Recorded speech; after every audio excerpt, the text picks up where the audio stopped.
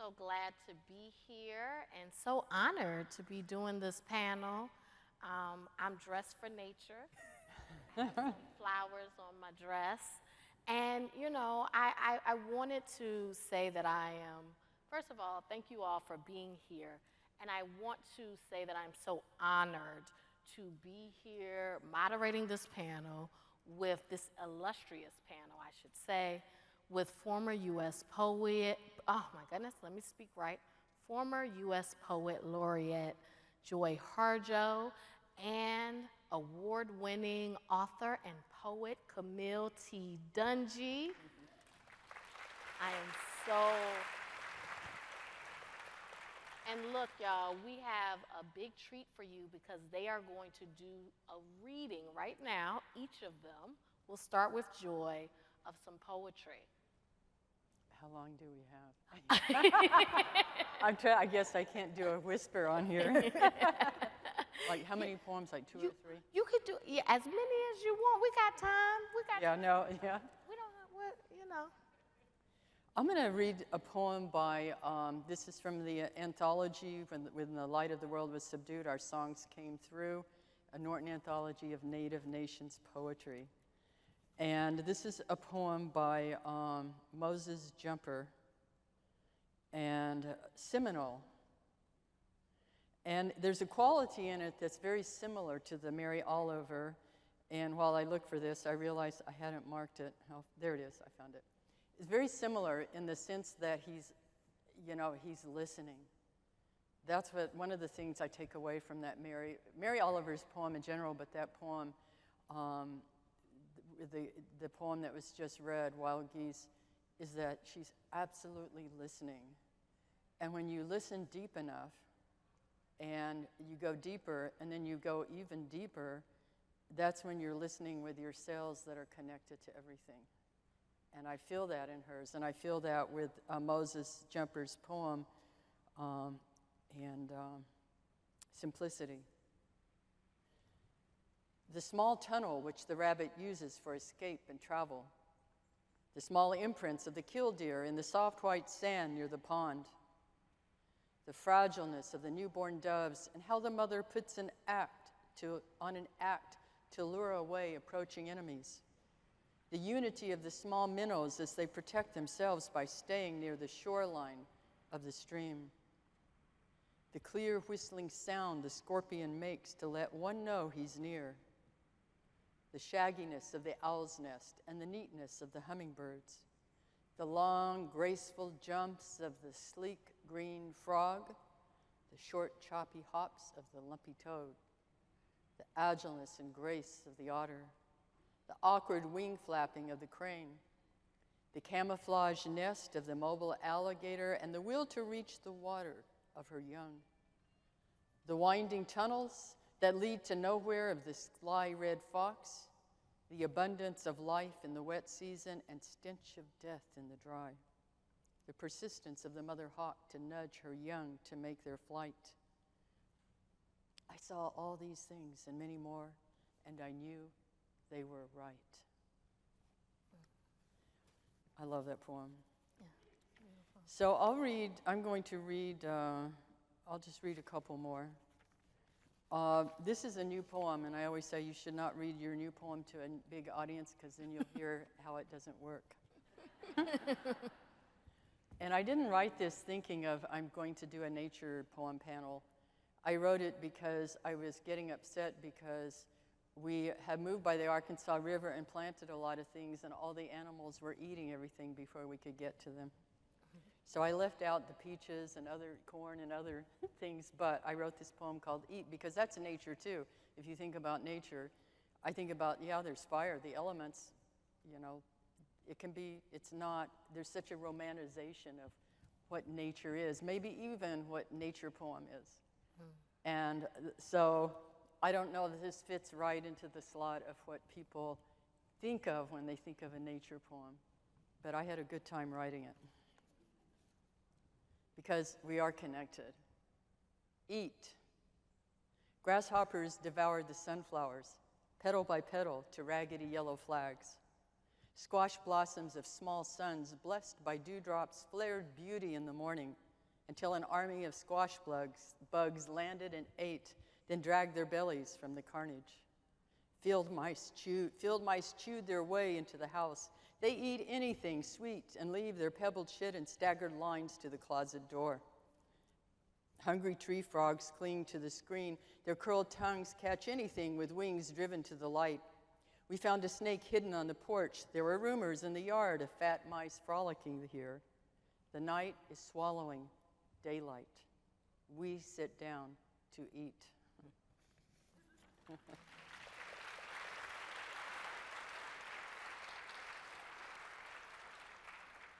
And maybe this whole, I don't know, as I was thinking about nature poem, I think every poem has nature in it. I mean, you think about, there could be no poetry. There's seasons, there's flowers, there's plants, all of it, sunrise, sunset, what time of day. But I will read, I'll finish by reading something in here.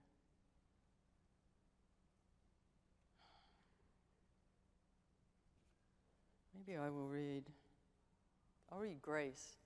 I don't know if this qualifies as a nature poem per Well, that's se. what we'll talk about. Yeah, We'll it talk does. about what qualifies. Yeah. Okay, good.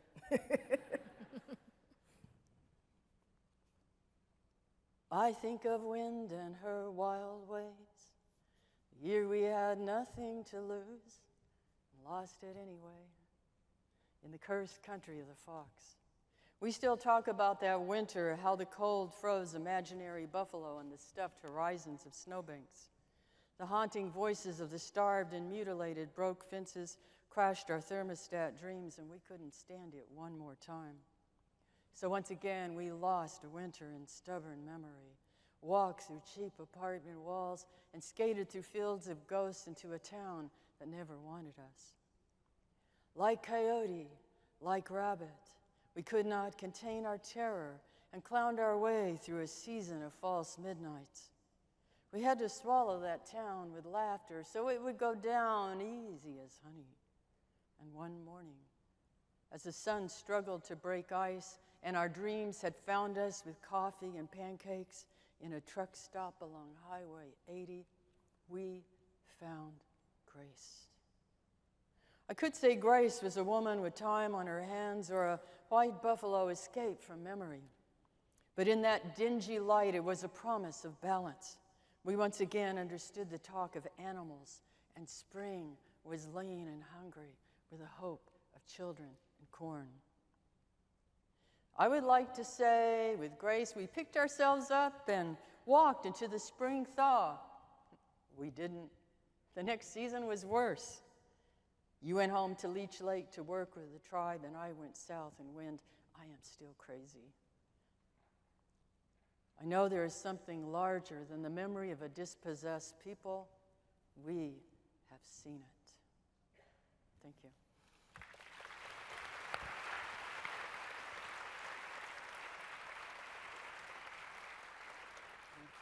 And now Camille will do a reading from Soil. So, Soil is a book-length nonfiction narrative, but I'm a poet, so I snuck poems throughout the pages. And the book is about a project, my family's project to diversify the landscape right around us from the ground up. And the question is often, why? Why bother to go through what's not always an easy project? Here's one answer towards that.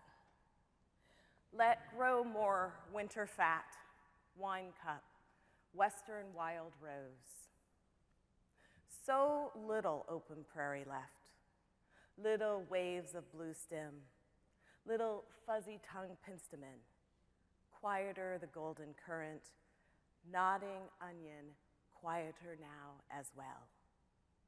Only a few clusters of Colorado butterfly plants still yawn into the night.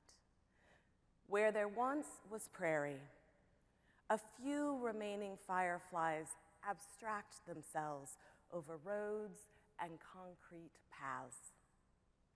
Prairie wants to stretch full out again and sigh.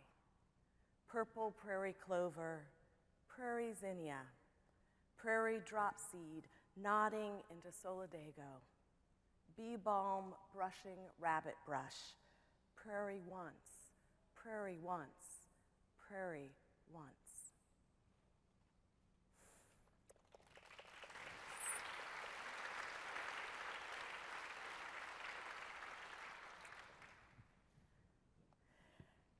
Clearing. All night, the wind blows. And my mind? My mind is like the hawthorn that loses limbs. They litter the ground, crush the black-eyed Susan, scatter buds over rows of lettuce, bean sprouts whose greens are clusters of worry in raised beds. Blown leaves and cracked limbs threaten our foundation. Water backs up in gutters, seeps into the house's walls. But my mind is not in the house. In the yard's far corner, the eye of my mind rests on a hawthorn branch, shaken, snapping, hectic, then still. The day dawns without anger. The blue jay I've looked for pushes sky off his crest. How splendid his wings and tail. It's not so much that before this he'd hidden himself. It's only he favored a roost I could not see until the storm thinned the tree. And then I'm going to read one more poem. Thank you. Thank you, all of you, for coming. This is like such a joy to read with Joy. Yes. And like, just a pleasure. I can't wait for our conversation. But this poem is partially towards that question of what is a nature poem, because I've long thought about one of the problems with nature poems being that people expect them to be all about some sort of sublime, pristine space where no people are, which in a historical context is deeply problematic and removes the existence of many people and also experiences with the greater than human world that don't necessarily happen in places absent of people. And so I'm really thinking a lot in a lot of my writing about what it means to integrate and interconnect our conversations about the greater than human world with our conversations about just people stuff. So here is an example. In her mostly white town, an hour from Rocky Mountain National Park, a Black poet considers centuries of protests against racialized violence. 2 miles into the sky, the snow builds a mountain unto itself. Some drifts can be 30 feet high. Picture a house, then bury it. Plows come from both ends of the road, foot by foot, month by month. This year, they didn't meet in the middle until mid-June. Maybe I'm not expressing this well. Every year, snow erases the highest road. We must start near the bottom and plow toward each other again.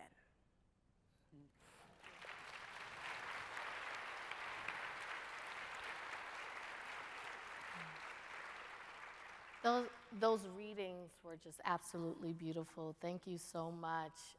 And so, Camille, I think this is a perfect place to start because you said something interesting in an interview with NPR. I know that's a shameless plug.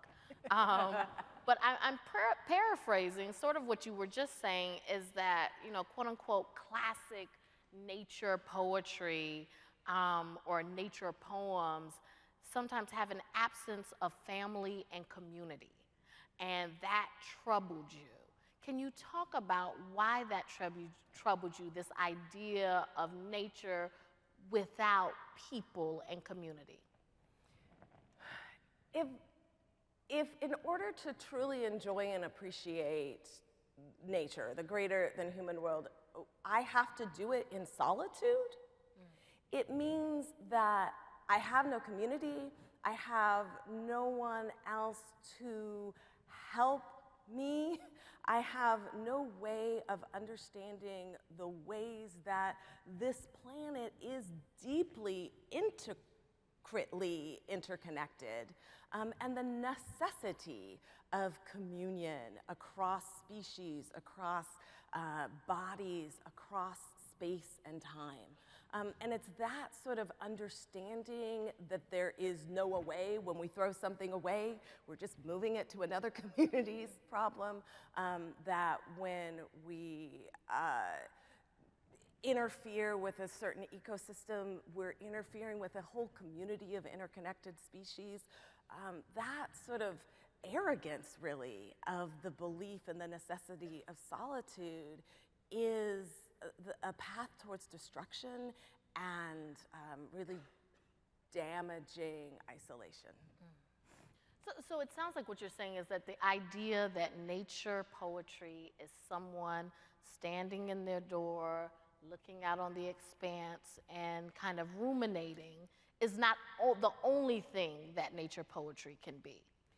I do not believe it should be the only thing that nature poetry can be. I just don't think that that's the world that most people can live or should live. I think most of us have parents, siblings, children, community, jobs, ways that we have to be connected and held down. And so if in order to have communion with nature, I have to disappear myself from that part of my life and then come back into some what is that other thing, right? So I really want to integrate all the parts of my world so that I can live mindfully and really righteously in connection with all life around me. When I think of that solo person, I think that that came about, the solo person ruminating on nature came about from a society in which usually a male and somebody's taking care of the kids, or they don't have, so there they are with all They're able to think because they're by themselves and they can think big thoughts. Right. They don't have other responsibilities. Yeah. Well, it came out with what you're saying, but it also came out of a legacy of this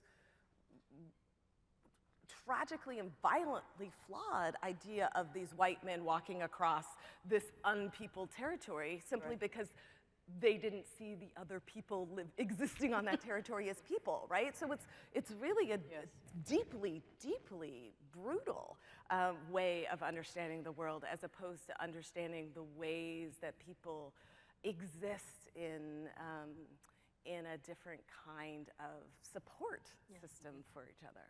And Joy, obviously, your signature project as Poet Laureate was Living Nations, Living Worlds. That was a map that you can still access, highlighting different Native poets and their work. Obviously Native poets are not monolith, and there's a wide variety of work, but do you have a thought of the way a Native poet or some Native poets may approach the idea of nature poetry that you think is distinct or unique? I think we're all different. We're very distinctly different, but what connects us is that we see the earth as a living being and we are part of it. The world is not human-centric. We are one circle of consciousness. But there's also a whale consciousness in their world. Maybe they're central to their world, but not in the way that humans have made an art out of it, or a mess out of it. But it's a whole different way of approach, so that the earth is not seen as dead and a place that to be mined for resources or to be owned and utilized but it's seen as you see someone as a being or as a someone, then the relationship changes. versus as seeing them as a slave or as something. To rule over. Yeah. Something. Do you think that there's something that people can learn from that approach that is more looking at the world as a part of a living ecosystem and not something set apart from themselves? Well, I think that we're being, because of climate change, et cetera, we were being forced to shift our collective thinking. Part of that Living Nations, Living Words project was too to show the map that I chose shows North America with no names, no English, no names. You could see earth, water. I say sky sometimes, but you don't see that on a map, but I think about it. And there are none of those names. And then the poets. There's the poet with their poems and their words talking about place. And I picked that map for that reason. So is to say, here we are. You know, this is what we're part of it. At some point, all this can fall away, even though we're enmeshed, terribly enmeshed in politics and naming and all of the other stuff that we're dealing with. But in the end, we will be, we will be in the earth one way or the other. We go back to that. We come out of, in a very sometimes violent and incredible process. We come into this world from earth, from mother, from Igana Jaga. And here we are, doing what humans are supposed to do in the earth. And the only thing I can figure, because I don't think we're biologically useful, is that, think about it, what use are we? Is that we're story gatherers, and maybe we're here to, help with the story, obviously. Oh, Camille, you help gather the story because you are the editor of a collection of nature poetry, Black Nature. And you brought it from, you pulled together nature poetry from Black poets, obviously who are not often, spotlighted in this genre of writing. What made you want to dig into what Black poets have been saying about this, about nature, and did something stand out to you when you were pulling that together? I read some of my poems at an event, and somebody asked me after the event, like, I've never really thought about Black people writing about nature. Do you know any other poets who do that? And I did. I just looked at, I looked at my own computer's collection of poems I admire, and had 45 some poems, and then I went and did a pretty extensive literary review to try and prove to the press that this was a viable project. And in thousands of journals and major poetry anthologies, I found 6 poems by 5 Black writers. That was all I found. And so what I then had to begin to figure out was that what was happening was that the ways that Black writers were writing about nature and the environment were often very different, and they were often interconnected in these kinds of ways that Joy and I were talking about. They might be talking about economics or history or culture or family, and they were not that just solitary person. And they might be talking about trauma as likely as they might be talking about joy and some sort of sublime connection. And so the shifting of thinking about what constitutes a nature poem was part of what had to happen for Black nature for centuries of African American nature poetry. So Black people have been writing in this way since the very first book written by a Black person in the English language. I mean, that has been happening, but when Phillis Wheatley did it, she talks about these northern climes forbidding her to aspire, and that's, sure, the cold of Boston, but also what it meant to be an enslaved person in Boston, right? 2 different kinds of climate. And I think since the release of Black Nature, the rise of a kind of movement in poetry called ecopoetics has taken off. And that is what Joy is pointing out, this attention to the dangers of this current time and environmental crisis and et cetera. And so many more poets are interweaving questions about cultural and economic and social and historical questions into the nature poetry. And so that shows up in the work of Black writers, yes, but I think many more writers. And so the window of who is talking about nature poetry and how has really, it's like not a window anymore. It's like a whole, it's really like a whole house now that we've got. Okay. And I mean, you know, we're talking about climate change. Obviously, when you're talking about nature, we're at a point now where nature is on fire, right? The world is on fire. How does nature poetry rise to this moment when you have, you know, human-caused climate change that is so dangerous, that is having an impact right now? How can poetry rise to this moment? I think it happens in a natural way because poets are, in a way, we're witnesses.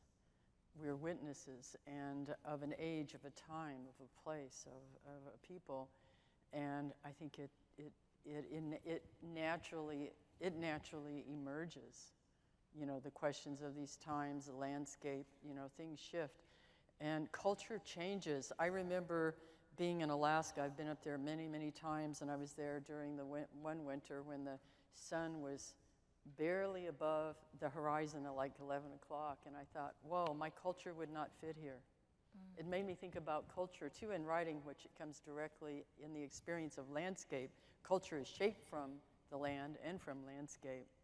And then I think about what's happening up there with the melting waters, you know, what happens when, you know, the caribou aren't there? What happens when it all shifts? The culture changes.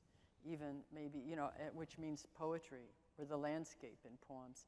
It all shifts and changes in ways that we don't understand yet. I mean, it even happens linguistically when I helped put together this anthology this Norton anthology. We divided it up by geographical areas, and it's poetry, native poetry from the beginning of, you know, people writing poetry, natives of North America writing poetry in English till the present, and realized how, you know, as we edited and read about how tied language is to environment and place. And, you know, to whether if you're living, you know, on an island 2,000 miles from the continent, or, you know, it shifts, language shifts, even if it's in English, even then. Or if you're, you know, way up in the ice, or everything, it shifts. It is so, our language and the poetry and in our cultures are so embedded, or emerge. I don't want to say embedded, they emerge from place. Camille, in Soul, you write, and I say Soul because I'm from Durham, North Carolina, so forgive me. Whether a plot in a yard or pots in a window, every politically engaged person should have a garden. And I'm sure you've been asked this a lot, but tell me why you feel that way, and what about those of us who kill plants all the time? You get some help. I love that interchange between soul and soil, which I do sometimes when I type the title. I think that they are actually interchangeable words, Soul and which is part of why I think having green living things around you is important. It's part of why I had the pot in the window in addition to the plot in the yard, because I know that not everybody has access to, and actually honestly should, have access to giant tracts of land for a multi-acre kind of garden experience. I think that working with plants has taught me patience, humility, right? That I kill things. Plants don't always work in all conditions, and they won't grow the same in all kinds of situations. And a rabbit will come and eat something of yours, or the bugs will come. And learning how to be patient, how to be flexible, how to adjust to changes in climate and weather, knowing that some things kind of go into dormancy and may or may not rise up again, that has taught me a kind of way of being in my soul, right? Working with the soil in that way has taught me a way of being in my soul that is trusting of the work that it takes to make the kind of changes in the world that will build a world that I want to see for myself, for my daughter, for my daughter's children, should they exist. That long quietness into blossom, oops, I did that wrong. I better try that again a different way. All of that is instructive and sustaining to me.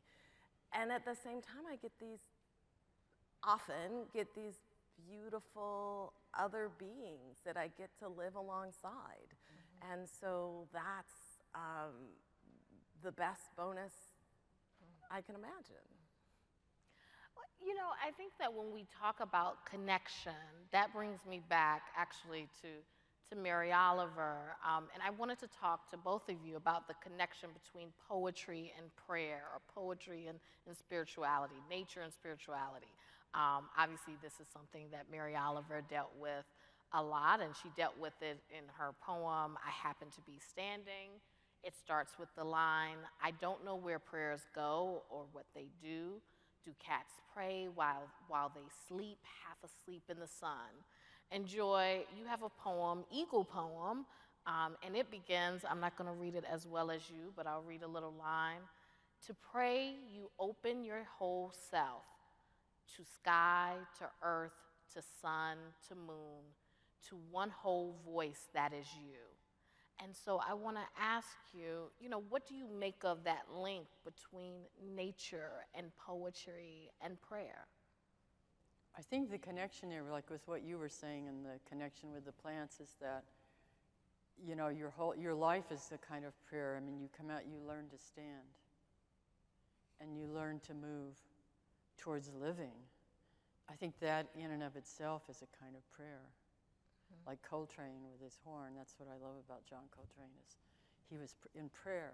He said that, so to speak, is that it's all, I think you come to that at some point, and that's certainly working with plants, what they teach you is that they're themselves, and they accept, they are in grace, even if you manage to kill them without trying, or however, they are absolutely who they are. They're not saying, oh, why did you make now? And they do talk, but that's another story. But I don't want to turn this sideways. but they're being absolutely, in a cat, in the tree, they're being absolutely who they are. They aren't haunted in the way that human beings are haunted. And so I think of almost every poem as a prayer, like, here I am, I'm alive, here's my voice, I'm alive, here's another leaf, I'm alive, and I can speak, I'm still living. And I think something like that. Camille, what do you make of this idea of nature and spirituality? I mean, there's this, sometimes in, Western theology, it'll be like, well, why do you think about Mother Nature? It's much more monotheistic or whatever, but what do you think about that idea? I mean, I have a whole lifetime of asking that question.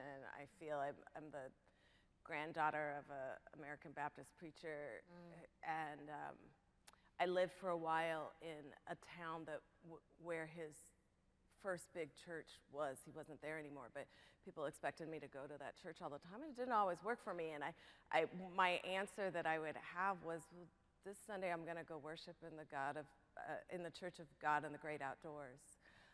because that too is a space of deep communion and connection, that ability to hear how other beings talk, right? And to learn to trust the messages that I can receive from lives beyond the human feels to me like an exercise of deep faith and deep access to something larger than me, which feels wonderful and humbling and empowering all at the same time. Well, I feel like so much of this that we're talking about with this work is the idea, because you talked about, Joy, how nature poetry is hearing.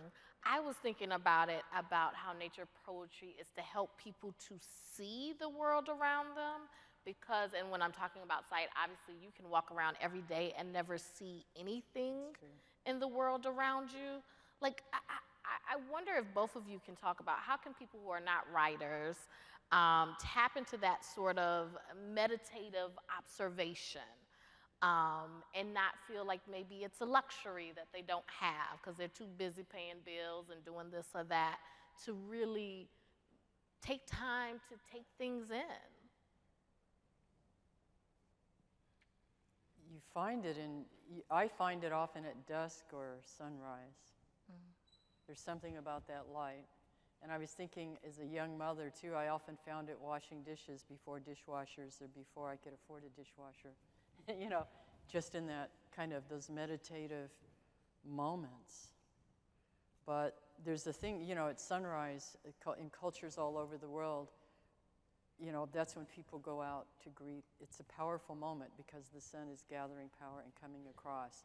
And you go out and say thank you, or say, acknowledge the gifts and send out prayers or poems or songs to be helpful. And the animals are out there too. The robins, I've noticed, they have what they, in our tribal nation, you would call a speaker, who goes out there and tells everybody what to do. It tells everybody what's going to happen during the day. The same thing at dusk. We all have that. At dusk, you'll find people out everywhere, and all the animals, you know, their songs change, you know, and the plants too. I've watched them. There's a different mode. You kind of go into a different mode of singing and acknowledgement and saying thank you and letting go.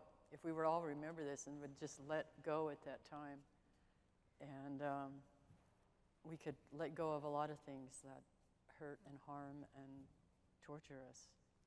I feel like most of us don't want to be machines, right? I hope and so even if we're working really hard and super busy, the difference between being human and being machine may simply be having the autonomy to choose where and how we place our attentions.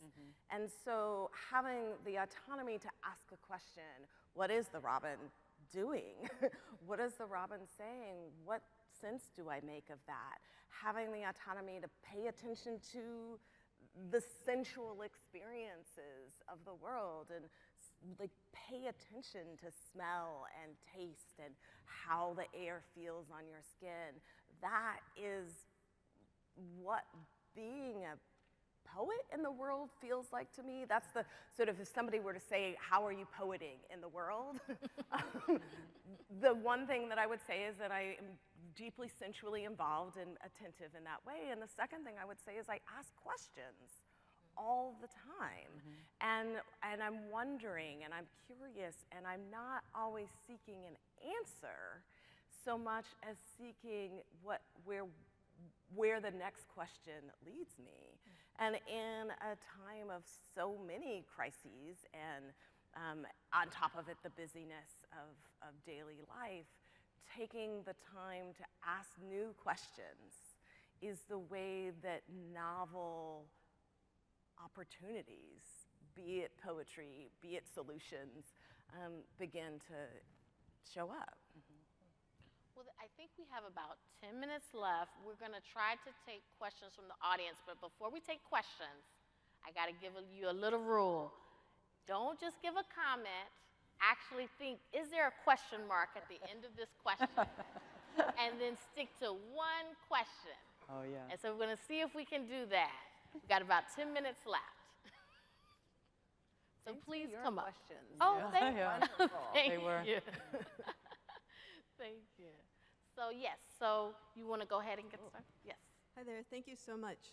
My question is, as a poet who is so grateful to hear your thoughts today, is sometimes I'm not sure what to do with pronouns when I want to talk about the greater than human world. So I'm wondering if you have any questions or recommendations about how to speak about the greater than human world, especially with our pronouns.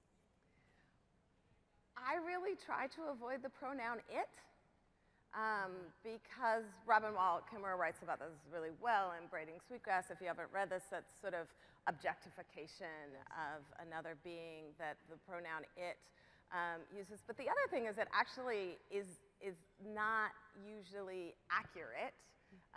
Many other beings are gendered, and sometimes in ways that are complicated because they carry both genders, et cetera. And so I like to name when possible, or create sort of more intimate kinds of pronouns that are not as cold as it feels. How do you Yeah, more along the same lines as Camille here, and I've had copy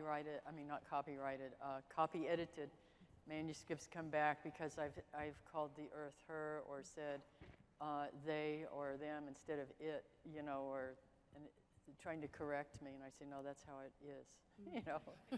And It is- that instead of who, I mean, like using who instead of that. Yes, which I is do the, that you know, often. That, and the copy editors will come at you, and I Yeah. just stand my ground. Yeah, it changes the relationship, though. It does change the relationship. It makes a relationship.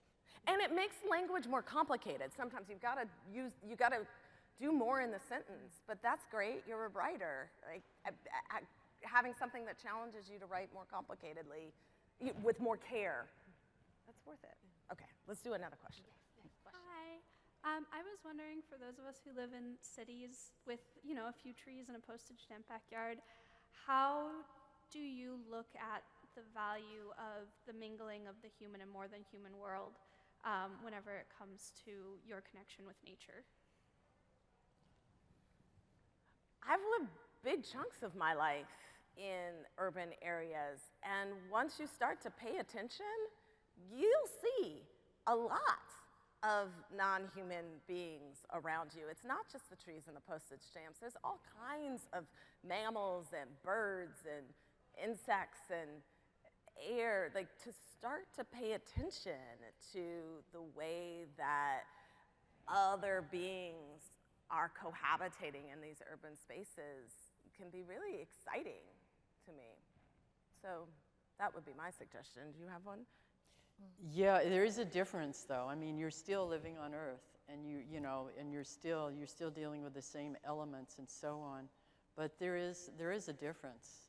I mean, I just went from living in downtown in a little apartment in downtown Tulsa above a bar to out in the country by the, by the river, and it's, nature's noisy too, but bar is noisier. But even in a city, I mean, you're still located on land. There's still, you're still dealing with water, even the water that comes out of your, saying thank you. That's what, the water that comes out that you drink, even in a bottle. You still, be aware of that kind of action. I mean, even if it comes through the pipes, it's still water. And like part of what I'm hearing you say is like not to fall into the trap that it has to be this pristine. To write about nature doesn't mean it has to be like pristine and sublime in that kind of way. That those concrete rivers also have a thing to say about what you can write. And there are, raccoons and stuff. There were some on my roof. Yeah. Wow, whole family, Yes. they're around. Yes. Oh, wait, did we still go over here? Yeah, we were, yes, over here, yes. Go. Thank you. I just wanted to say also, I am a fan of your work, Joy. I did a project on you in middle school. But also, I feel like often it can be so difficult, what with the craziness and hecticness of life, even when we have the opportunity to be completely surrounded by nature. Sometimes I find it difficult to like get in a headspace where I'm kind of not just thinking about everything I'm not doing. Do you have any ways that like you can get out of that you use? Or, yeah, thank you. That happens to me a lot. I mean, I think I'm half intuitive and half analytical. And the analytical, I think it gets fed by emails and deadlines and texts and all of that stuff. And it helps to center on breathing, even to go out and walk and to center on breathing. I find it sounds, you see that everywhere and people say that, but it really, really works. Just stop and take a breath and make it long and make the counts long, and it really does work.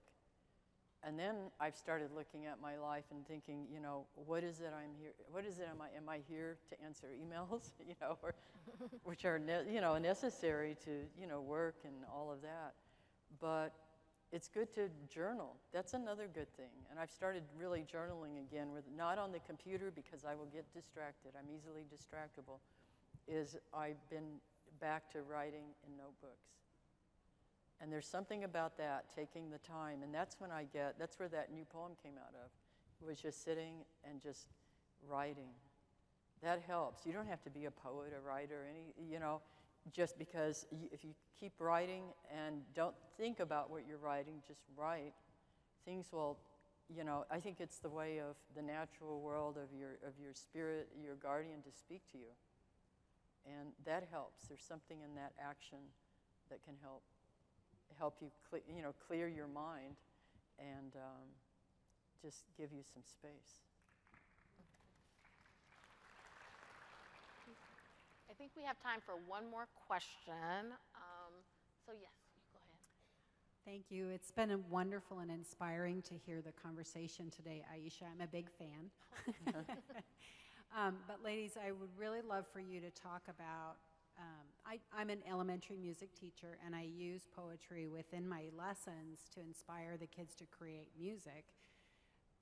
Is there any particular poem or poet or topic even that you would recommend that I look to for sources for my lessons?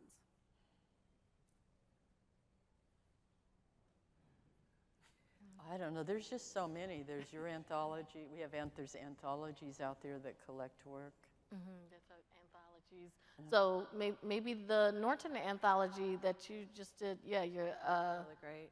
And the Academy of American Poets has a whole teacher support section on their website that you could also turn to. Awesome, thank you. I kind of want this last young person. Do you have a question? Yes, please. Yeah. Oh yeah. I enjoy writing, and I was wondering, how do I get into the headspace and get the motivation to write? That's a great question.